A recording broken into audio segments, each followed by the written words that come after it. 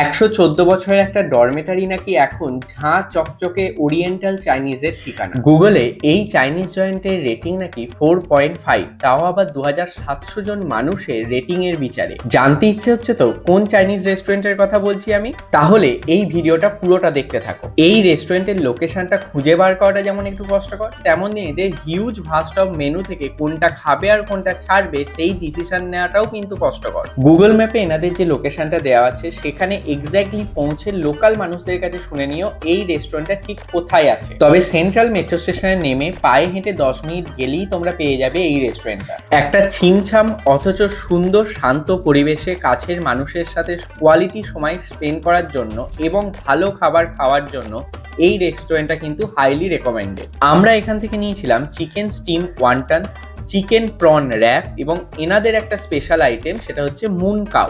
এই মুন কাউ ডিশটাতে থাকে হিউজ পরিমাণে স্টিমড ভেজিটেবল, সাথে থাকে 8 পিস চিকেন ফ্রাইড ওয়ান্টন। আর ফ্রাইড ওয়ান্টনের ওই ক্রাঞ্চিনেসটাই এই ডিশটার কিন্তু গেম চেঞ্জার। তবে এখানে একটা কথা বলতে চাই, চিকেন প্রন র্যাপে চিকেন এবং প্রনের মেলবন্ধনটা ভালো লাগলেও যে সসটা ইউজ হয়েছিল সেটা আমাদের টেস্ট বাদে অতটাও শ্যুট করেনি। মাত্র 8 বছরের মধ্যে মানুষের কাছে এতটা জনপ্রিয়তা পাওয়া এই রেস্টুরেন্টটার নাম জানতে ইচ্ছে হচ্ছে তো? এটা হচ্ছে সেই ভুই রেস্টুরেন্ট।